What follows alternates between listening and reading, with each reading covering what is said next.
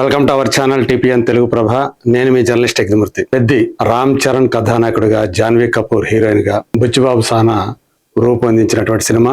June 4వ తేదీ ఈ సినిమా ప్రపంచవ్యాప్తంగా విడుదలవుతా ఉంది. ఇప్పటి వరకు రిలీజ్ అయినటువంటి ఈ సినిమాకి సంబంధించినటువంటి ప్రమోషనల్ కంటెంట్ ఏదైతే ఉందో అదంతా కూడా పెద్దిపై ఆ హైప్ ని, క్రేజ్ ని మరింత పెంచడానికి దోహదం చేసే అంటంలో ఎలాంటి సందేహం లేదు. 2 గ్లిమ్స్ వచ్చాయి రామ్ చరణ్ సంబంధించి. ఒకటి క్రికెట్ ఆటగాడిగా, ఇంకొకటి పహల్వాన్ గా.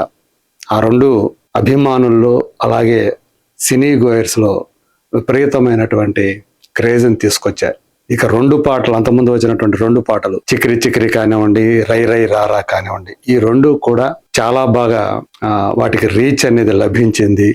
ఒకదాన్ని మించి ఒకటి ఆదరణ పొందాయి. యూట్యూబ్ లో కూడా వాటికి వచ్చినటువంటి స్పందన చూస్తే చాలా భారీ స్థాయిలో ఉంది. మరి ఇప్పుడు అంటే రీసెంట్ గా భోపాల్లో జరిగినటువంటి ఒక భారీ ఈవెంట్ లో, పెద్దికి ఆవాజ్ అనే పేరుతో నిర్వహించినటువంటి ఆ ఈవెంట్ లో శనివారం జరిగింది. అది 23వ తేదీ. అందులో మొదటి నుంచి చెప్పినటువంటి హల్లల్లల్లో అనేటువంటి ఆ పాట ఒక స్పెషల్ సాంగ్. శృతి హాసన్, జాన్వీ కపూర్ వాళ్ళిద్దరితో కలిసి రామ్ చరణ్ డాన్స్ చేసినటువంటి, స్టెప్పులు వేసినటువంటి ఆ సాంగ్ రిలీజ్ చేశారు.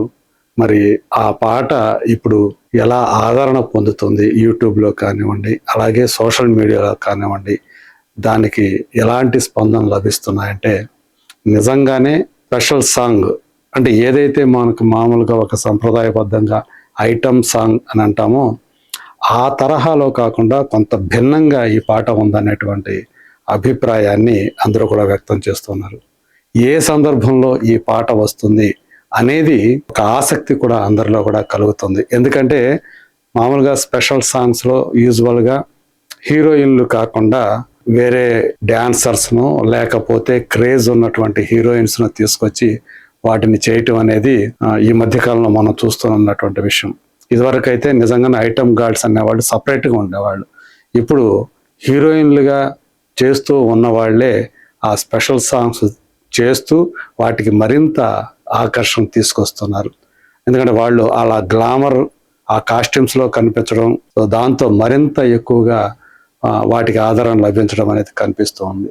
ఇప్పుడు ఈ పాటలో అనంత శ్రీరామ్ రాసినటువంటి పాట హల్లల్లల్లో అనేది, మరి రక్షితా సురేష్ అనేటువంటి గాయని పాడినటువంటి పాట. అంటే ఓన్లీ ఇది స్క్రీన్ మీద లేడీస్ మాత్రమే, అంటే శృతి హాసన్ అలాగే జాన్వీ కపూర్ వీళ్ళు మాత్రమే పాడే పాటగా కనిపిస్తుంది.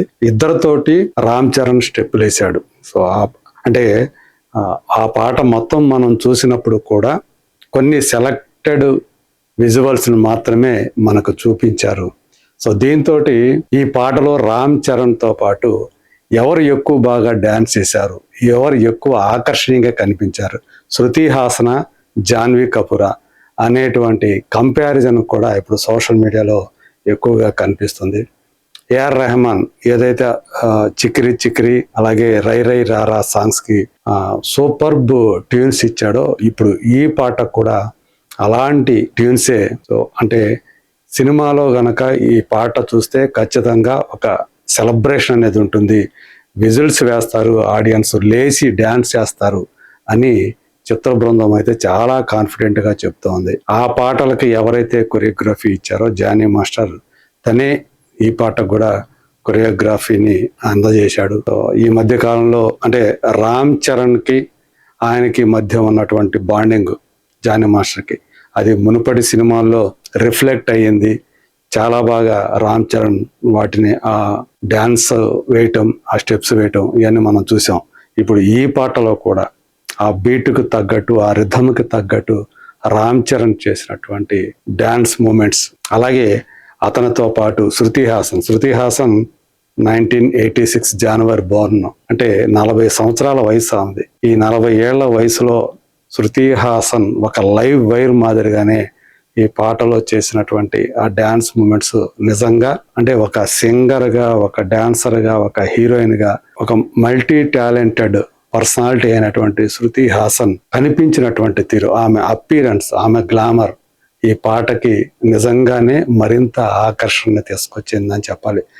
ఇక ఆమెతో పోల్చుకుంటే యంగ్ అని చెప్పాలి జాన్వీ కపూర్. తను కూడా 29 ఏళ్ల వయసు, అంటే 30కి రీచ్ అవుతా ఉంది. సో ఆమె కూడా ఎంతో ఎనర్జెటిక్ గా జాన్వీ కపూర్ శృతి హాసన్ కి ఏమాత్రం తగ్గని గ్లామర్ తోటి మనకి ఆ కాస్ట్యూమ్స్ లో కనిపిస్తుంది ఆ సాంగ్ లో. సో మరి ఇద్దరు భామలతో కలిసి కథానాయకుడైనటువంటి పెద్ది అంటే రామ్ చరణ్ చేసినటువంటి ఈ హంగామా ఎలా ఉంది, ఎలా ఉంటుంది, మొత్తం సినిమాలో అది ఇంకెంత ఇంపాక్ట్ఫుల్ గా ఉంటుంది అనేది మనం చూడాల్సి ఉంది. ఇంకా చాలా దగ్గరకు వచ్చేసింది. సో చూస్తే మధ్యలో ఇప్పుడు 25వ తేదీ, ఇంకొక 6 రోజులతో ఈ నెల పూర్తవుతుంది. ఆ తర్వాత ఇంకొక 3 రోజుల్లో, అంటే 9 రోజులు మాత్రమే ఉంది పెద్ది మన ముందుకు రావడానికి. మనందరికీ తెలుసు, జూన్ 3వ తేదీ సాయంత్రం ప్రీమియర్స్ ద్వారా ప్రపంచవ్యాప్తంగా ఈ సినిమా విడుదలవుతుంది. అంటే రెగ్యులర్ రిలీజ్ అయితే జూన్ 4, కానీ ముందు రోజు సాయంత్రమే ఈ సినిమా మన ముందుకు రాబోతుంది ప్రీమియర్స్ రూపంలో. ఇప్పటి వరకు అయితే ఈ పెద్ద సినిమాకి వచ్చినటువంటి ప్రమోషనల్ కంటెంట్ ఏదైతే ఉందో అది డెఫినెట్ గా సినిమాకి చాలా యూస్ఫుల్ అయింది.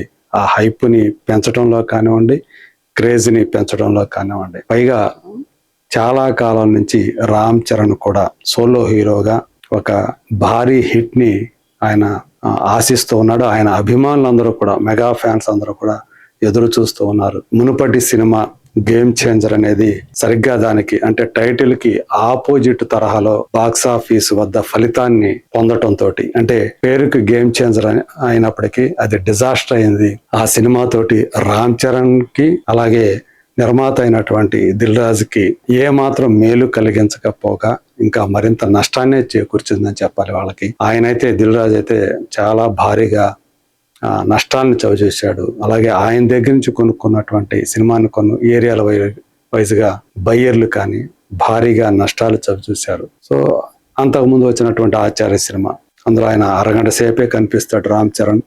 అయినప్పటికీ కూడా అది కూడా ఆయనకి ఏ రకంగా ఆయన కెరీర్కి ఉపయోగపడలేకపోయింది. అందుగురించే RRR తోటి, అది కూడా ఇద్దరు హీరోల సినిమా కాబట్టి ఆయనకి సోలోగా ఆయనకి క్రెడిట్ ఇవ్వలేం ఆ సినిమా విజయంలో. అందుగురించే చాలా కాలమైంది సోలో హీరోగా తను ఒక విజయాన్ని సాధించి. అందుగురించే పెద్ది గురించి కేవలం రామ్ చరణ్ మాత్రమే కాకుండా ఆయన ఫ్యాన్స్ కూడా ఎంతో ఈగర్గా ఎదురు చూస్తున్నారు.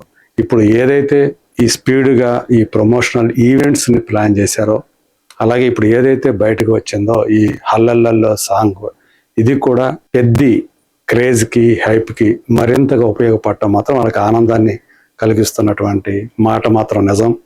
సో యూట్యూబ్లో కూడా ట్రెండింగ్లో ఉంది. సో మంచి ఆదరణ పొందుతుంది అంతకుముందు వచ్చినటువంటి 2 పాటలతో పాటు. మరి జూన్ 4వ తేదీ ప్రపంచవ్యాప్తంగా అత్యధిక థియేటర్లో మోస్ట్ అవైటెడ్ మూవీల్లో ఒకటిగా వస్తున్నటువంటి పెద్ది మరి ఇక్కడ పాన్ ఇండియా లెవెల్లో బ్లాక్ బస్టర్ హిట్ అయ్యి ఆయనకి మరపురాని విజయాన్ని అందిస్తుందా లేదా? Let us wait and see.